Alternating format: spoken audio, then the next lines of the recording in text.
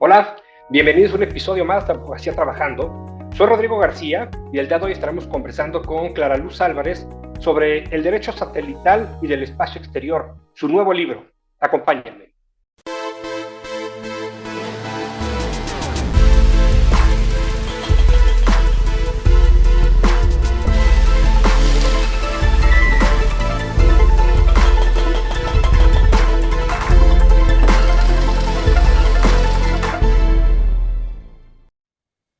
Estimada Clara Luz, bienvenida a Abogacía Trabajando, este espacio de la Barra Mexicana Colegio de Abogados. Y el día de hoy, pues es un honor, por supuesto, tenerte como investigadora de la Universidad Panamericana y para conversar, pues concretamente de tu más reciente libro que se llama Derecho Satelital y del Espacio Exterior, publicado, entiendo, por el Instituto de Investigaciones Jurídicas de la UNAM y, por supuesto, también por la Universidad Panamericana. Inicias justo a la introducción de este libro diciendo que, bueno, las actividades espaciales mejoran la vida en la Tierra con las comunicaciones satelitales, que la comunicación vía satélite además pues es la principal actividad espacial y que continuará creciendo pues para proveer servicios, por ejemplo, de banda ancha y también se integrará cada vez más con los servicios pues de telecomunicaciones terrestres. Y por otra parte, dices también que están floreciendo nuevas actividades espaciales, por ejemplo, el turismo y la minería espacial, ¿no? Concretamente el turismo, pues sí, sí lo hemos visto con la empresa, por supuesto, de Elon Musk, ¿no? Sin más, me gustaría iniciar pidiéndote que nos compartas un poco del libro, por qué del mismo y en dónde o cómo es que, digamos, se puede conseguir. Pues primero que nada, muchas gracias por la invitación a estar en BMA TV. Fíjense que normalmente cuando estudiamos derecho, bueno, así era el siglo pasado, te hacían pensar que estudiar derecho era estudiar las leyes, la constitución, las interpretaciones judiciales. Y yo he tenido la oportunidad de involucrarme en temas con tecnología y uno de ellos es precisamente la comunicación vía satélite. Y este libro lo que busca es invitar a más personas estudiosas del derecho, abogadas y abogados, a Claro. internarse en estos temas en los que están íntimamente relacionados tecnología, innovación y cuestiones del derecho. Entonces, para no hacerles el cuento muy largo, y a mí lo que me gustaría es que pudieran también acercarse a estos temas, sobre todo las generaciones más jóvenes, pero las otras también. A veces Claro. escuchamos derecho satelital y del espacio exterior y decimos, eso no me incumbe. Pero si nosotras nos gusta escuchar cuál es el clima, si hay un evento, un huracán que viene, o para cuestiones de aeronaves, de embarcaciones, todo eso ocupa comunicación vía satélite. Son muchos los aspectos que están interrelacionados en la vida contemporánea. Y para quienes nos gusta el derecho, tiene muchas connotaciones. Por ejemplo, hay una parte, y con gusto podemos ahondar en lo que tú quieras, Rodrigo, hay una parte que está íntimamente vinculada con el derecho internacional, Uh -huh. porque se imaginarán que si cualquier país o cualquier empresa quisiera poner un satélite en el espacio, se volvería un caos. Claro. Entonces está la Unión Internacional de Telecomunicaciones, que es la autoridad a nivel mundial que va, digamos, no es que alguien sea propietario del espacio exterior, se considera que es un espacio común a la humanidad, pero va regulando para que no exista interferencia y para que también no vayan a haber colisiones. Si nos gusta el tema ambiental, bueno, hay toda una discusión que Claro. aún no la escucho mucho en México, que es la sostenibilidad del espacio. Así como nos preocupa el medio ambiente en la Tierra, ya ahora tenemos que empezar a considerar más allá, porque así como hay clima en la Tierra, hay un clima espacial que Uh -huh. afecta, por ejemplo, cuando hay una tormenta solar, puede afectar las comunicaciones en la Tierra. Y bueno, también, ¿qué vamos a hacer con tanta basura? Porque un satélite cuando deja de funcionar, pues ahí se queda en el espacio. Entonces, Claro. también hay un tema. Derecho administrativo, hay muchos temas. Entonces, yo invito a quienes nos estén viendo y escuchando a acercarse. También, por ejemplo, a quienes nos gusta la historia, podemos ver los orígenes de todo el tema satelital en la Uh -huh. Guerra Fría. Y bueno, y lo que hoy tenemos ya no tiene nada que ver, porque ahora en vez de ser los estados-nación quienes están participando más en lo satelital, como fue en un principio en plena Guerra Fría, ahora vemos que quienes llevan la voz cantante son las empresas privadas.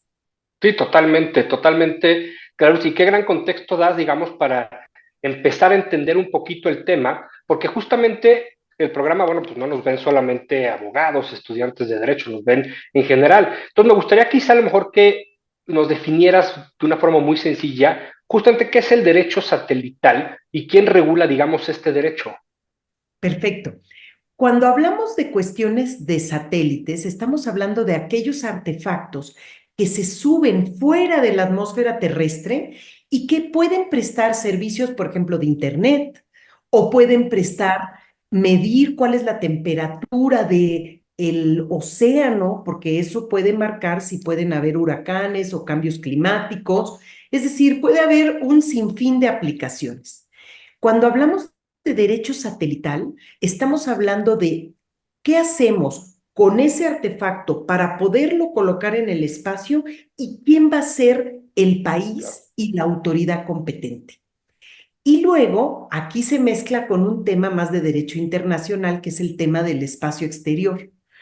Porque hay, o sea, de hecho no hay a nivel mundial una definición de dónde termina la atmósfera y dónde empieza el espacio exterior. Para quienes nos gusta el derecho o la política pública, en los países está totalmente aceptado que cada país va a tener sus leyes que rigen en el espacio que esté arriba de su territorio, pero el espacio exterior es de la humanidad. Ok. Entonces, ese límite, que no hay un límite de tantos kilómetros, tal, hay varias que ahí las menciono en el libro, pueden consultar cuáles son las distintas posturas, hace que también el tema del espacio exterior, normalmente manejado por la Organización de las Naciones Unidas, tenga relevancia, porque hay unos tratados internacionales que rigen, por ejemplo, en ese momento, y ubiquémonos en la Ujú. Guerra Fría, la preocupación era que se utilizara el espacio exterior para guerras. Claro. Y podemos ver todos estos tratados que tienen mucho esa connotación. Va a ser, el espacio exterior es de la humanidad, va a ser para fines pacíficos. Luego hubo la preocupación, ¿qué pasa si hay una aeronave en el espacio? Pues todos tenemos que tratar de rescatar a los astronautas. ¿Qué pasa con, por ejemplo, hay un convenio de responsabilidad? ¿Qué pasa si de repente cae en tu país un artefacto de otro país? ¿Quién tiene responsabilidad?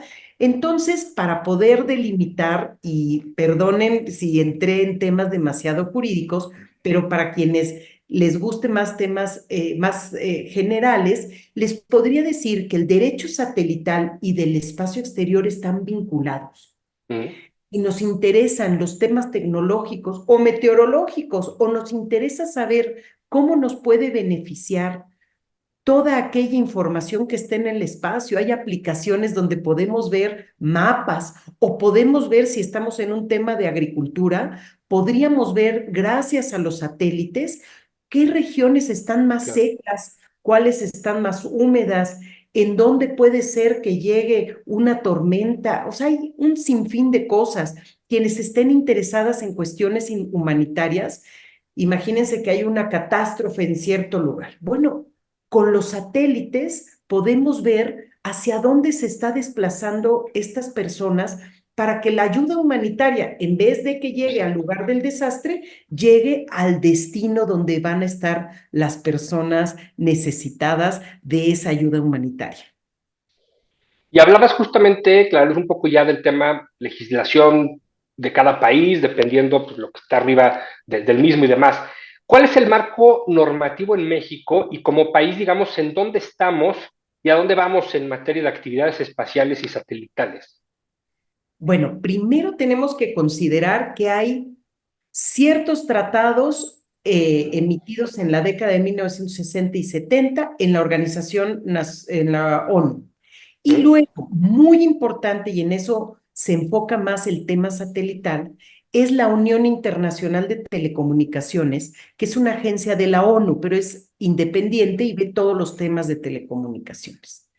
Entonces, México, ¿dónde está inserto? Primero, en estos tratados internacionales que rigen, tanto de la ONU como de la UIT, que en concreto es el Reglamento de Radiocomunicaciones.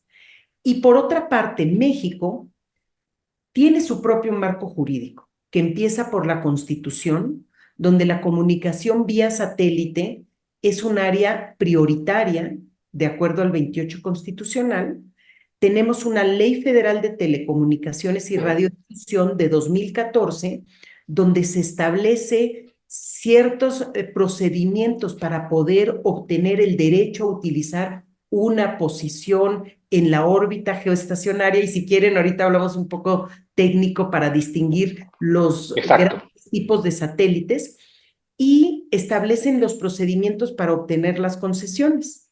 Además, la autoridad que lleva, digamos, todo el tema de otorgamiento de concesiones es el Instituto Federal de Telecomunicaciones, que es un órgano constitucional autónomo.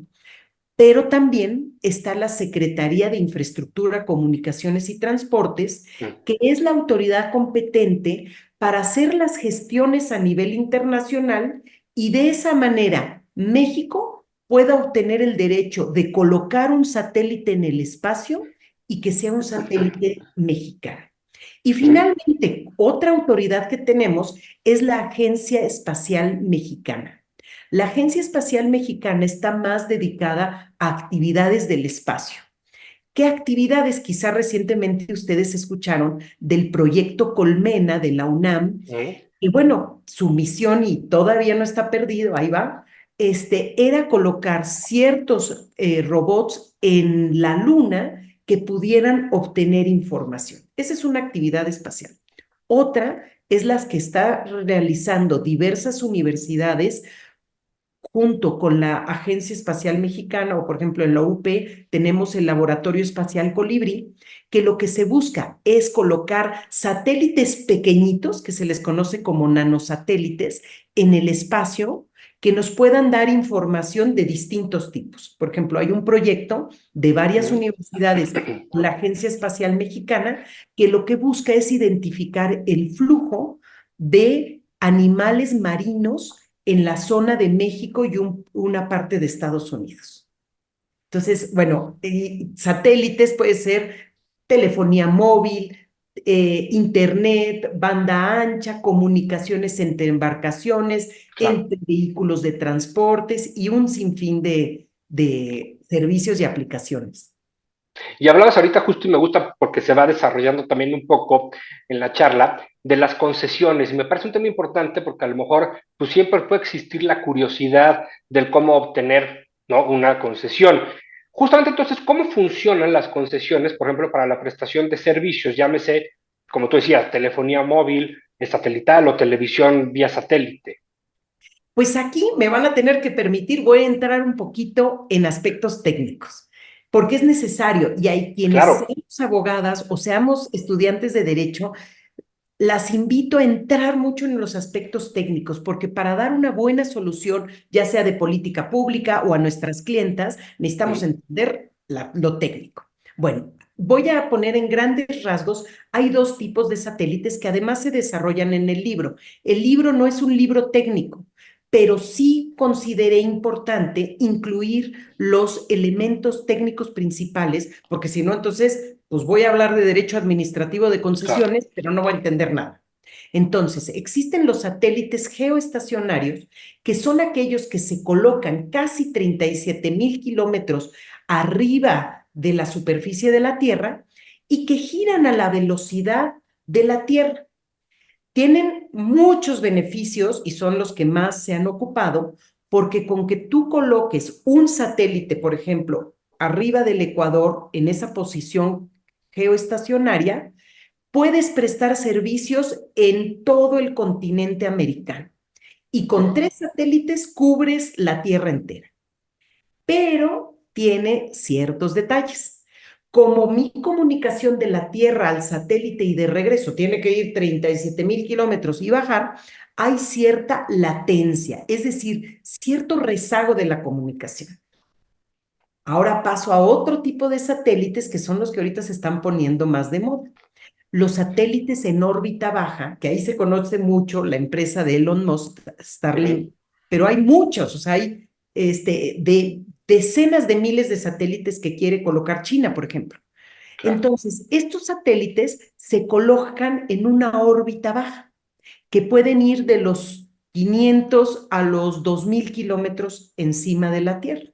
Y por tanto, al estar ahí, no hay tanto latencia, no tanto rezago en la comunicación, pero también tiene sus detalles, porque a diferencia de los satélites geoestacionarios, que con uno puedes prestar servicio en el continente americano, los satélites que están colocados en órbitas bajas dan la vuelta alrededor de la Tierra cada hora y media.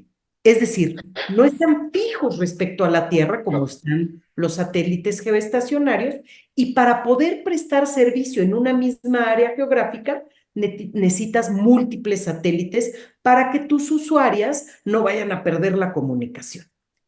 Entonces, bueno, estos son los dos grandes rasgos. Ahora, Wow. continuando ahora sí, Rodrigo, perdón esta digresión en temas técnicos, pero me parece bien importante Importante, claro. Sí, sí, sí. mencionar. Cuando imaginemos que ahorita querramos nosotros tener una constelación de satélites, ya sea poner uno geoestacionario o poner muchos en órbita Ujú, baja, lo primero que tenemos que hacer es acercarnos con el Instituto Federal de Telecomunicaciones y la Secretaría de ujú, Infraestructura, Comunicaciones y Transportes para decirles, tenemos este proyecto y necesitamos que ustedes, que son el Estado mexicano, vayan a la Unión Internacional de Telecomunicaciones a hacer las gestiones para ver si me pueden dar ese derecho de ocupar esas claro. órbitas y esas frecuencias con las que subo y bajo mi señal a los satélites. Y entonces ahí la Secretaría y el IFT acuden a la Unión Internacional de Telecomunicaciones y hacen las gestiones de la mano de las personas que las solicitamos. Si nos dan el visto bueno en la Unión Internacional de Telecomunicaciones, entonces regresan con nosotras y nos dicen, perfecto, tienes que pagar una contraprestación, así está Claro. establecido en la ley, y te damos tu concesión. Esa es una manera de tramitar. Ujú, Otra manera de tramitarlo es que México como país viene ujú, realizando gestiones constantemente para obtener sobre todo posiciones en la órbita geoestacionaria, la que está arriba, arriba, arriba.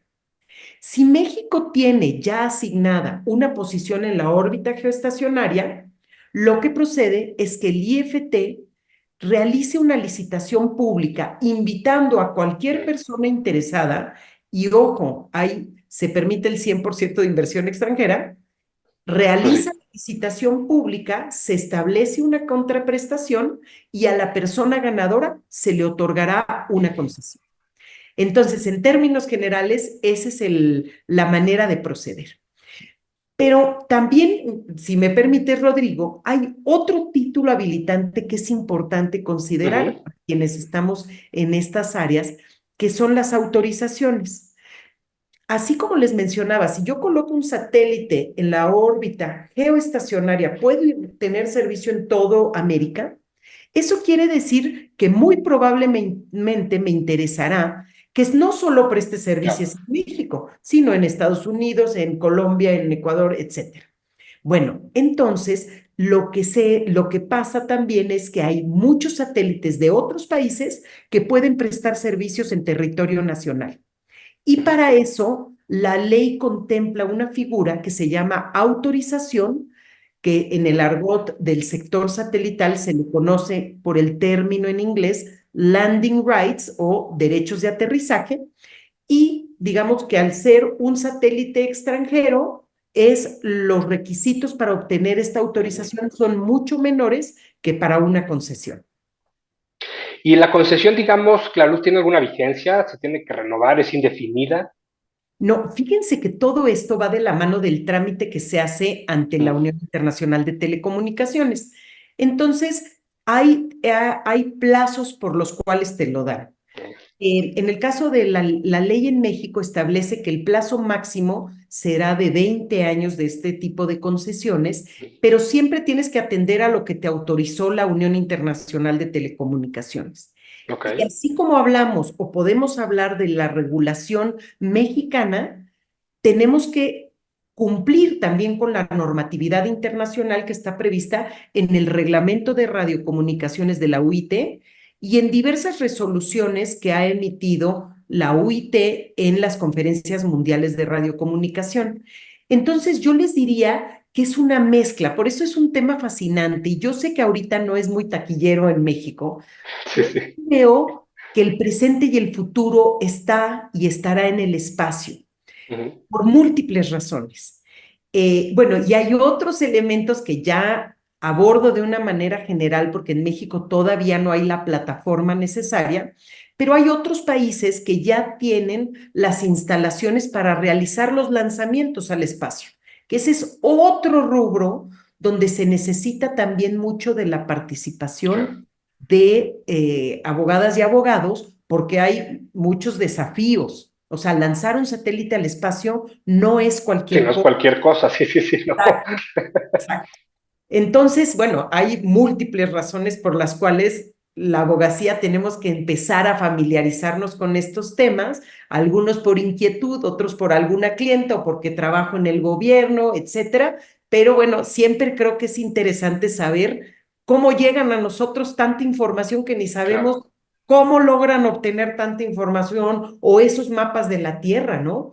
Que esas son las actividades espaciales. La exploración de la Tierra es un servicio, así está definido en el reglamento de radiocomunicación.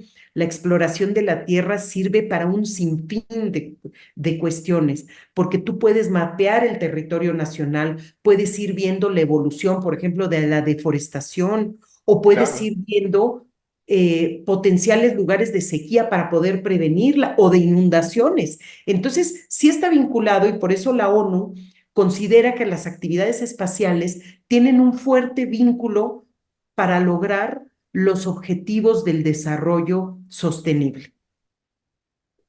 Y entiendo, Clarus, que durante el sexenio por ahí del presidente Felipe Calderón se inició un proyecto para el sistema satelital mexicano. ¿Qué nos puedes decir sobre eso?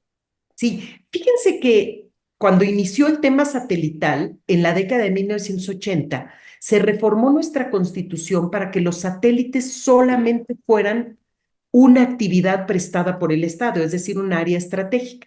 Y el gobierno fue el titular de las concesiones y de los satélites que habían sido asignados a México. En 1997 se privatiza SATMEX, Satélites Mexicanos, aunque el gobierno federal se quedó con una participación que poco a poco fue diluyendo hasta que salió. En el año 2007, uno de los satélites donde se prestaba seguridad nacional, que era propiedad de SATMEX, estaba llegando al final de su vida útil y ahí estaba la seguridad nacional. Porque cuando tú lanzas un satélite al espacio, tú ya tienes una expectativa de vida útil. Entonces no hay Ujú. sorpresas, ¿no? Lo que sí Claro. puede suceder es que venga una tormenta solar y arruine tu satélite o haya una colisión. Pero tú desde que lanzas tu satélite al espacio sabes cuál es su expectativa de vida útil. Bueno, pero ya saben, en México luego todo lo dejan a último momento, ya llega el fin de la vida útil, inclinan al satélite para que pueda durar más y ahí es cuando el gobierno federal inicia el proyecto del sistema satelital mexicano, Mm. que se formó, como bien indica Rodrigo, en el sexenio del presidente Felipe Calderón, con 3 satélites que tenían distintas funciones, el Bicentenario, el Centenario y el Morelos. Para no hacerles el cuento largo, 2 satélites están en el espacio prestando servicios Mm. y uno de los satélites fue lanzado al espacio y en el lanzamiento explotó y adiós. Entonces el sistema satelital mexicano, conocido como MEXSAT, tiene 2 satélites que prestan servicios a México. ¿Qué nos puedes decir? Digo, nos están quedando 5 minutitos, pero quizá para que también la gente entienda sobre, porque lo mencionas un poco al inicio, sobre este cruce, digamos, con distintas áreas, como puede ser en este caso la ambiental. ¿Qué nos puede decir para que entendamos todos sobre el ambiente espacial? Sí, fíjense que el tema, haz de cuenta, en boga en todos los círculos de discusión satelital, académica, de la industria, etcétera, es el tema de la sostenibilidad del espacio. Porque muchas veces decimos, bueno, ahí está en el espacio, Claro, ni lo siento.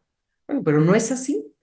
Los satélites, hay de hecho una órbita que se le conoce como la órbita cementerio, que tú lo que haces es con un satélite que está a 37,000 kilómetros, lo que haces es lo subes un poquito más y se queda ahí por miles y miles de años, pero finalmente es basura. claro. También hay satélites que llegan a chocan con algún meteorito o por alguna razón fallan y se vuelven basura espacial, pero tienen combustible adentro. O aquellos que reingresan a la Tierra y caen. También hay una zona en el Océano Pacífico que también la tienen como el cementerio de las naves espaciales, ¿no? Bueno, todo eso está teniendo un impacto. Sí, claro. Se imaginarán que el clima, si todavía tenemos muchas dudas y mucho por avanzar la humanidad en comprender el clima de la Tierra, se imaginarán que el clima espacial nos faltan años luz.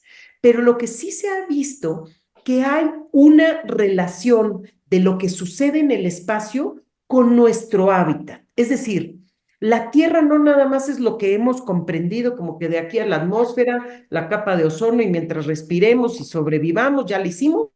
No, estamos vinculados. Y si se estima y se pronostica que el futuro va a ir más allá de la atmósfera, que va a ir a Marte, muy probablemente a otros planetas, y que además van a haber otras actividades, como lo mencionabas, la minería espacial, obtener agua del espacio u otros, entonces tenemos que considerar que si estamos pendientes de nuestro medio ambiente terrestre, Claro. tenemos también que considerar las actividades humanas afuera, comprender aquellos fenómenos del clima espacial que van a tener una repercusión en la Tierra. Y por eso decimos que si queremos ver el tema satelital y del espacio exterior, pues podríamos hacer una charla con distintos Sí. tipos de especialistas en derecho, incluyendo aquellos de ambiental. Claro, nos están quedando escasos 2 minutos. Recuérdame, porfa, cómo obtener el libro para que la gente también, pues por supuesto, se acerque y sí lea, por supuesto, este tipo de contenido tan valioso. Claro que sí. Bueno, el libro tenemos dos opciones. Una, lo pueden descargar gratuitamente de la Biblioteca Jurídica Virtual del Instituto de Investigaciones Jurídicas de la UNAM. Lo descargan gratuitamente y el mejor premio para mí es que ustedes lean mi libro, lo analicen, lo critiquen, lo compartan. Aquellas personas que todavía les gusta lo físico, también hay manera de obtenerlo físicamente. Les invitaría a que sigan mi timeline de Twitter y ahí está la liga donde lo pueden obtener. Es una editorial que se llama Di Juris, que es la que está Ujú. distribuyendo el libro de manera física. Perfecto, Claruz. Y rapidísimo, en 1 minuto, ¿cómo está el tema en las universidades justamente de esta materia en concreto, del derecho satelital? ¿Qué nos podrías decir? Pues hasta donde yo sé, no hay una universidad en México que imparta la materia de derecho satelital. Ya tenemos varias universidades que manejan incluso a nivel licenciatura derecho de telecomunicaciones y ahí se inserta satelital. Pero nada más para decirles, siempre vemos el tema satelital Claro. que tiene peculiaridades que no tienen el resto de los servicios de telecomunicaciones y estoy segura que en un futuro una materia va a ser el derecho satelital. Pues Claruz, no me queda más que agradecerte nuevamente el haber estado con nosotros en este espacio y por supuesto con este tema, por supuesto invito a que adquieran y lean este gran, gran libro. Muchas gracias. Muchas gracias a ustedes por la invitación.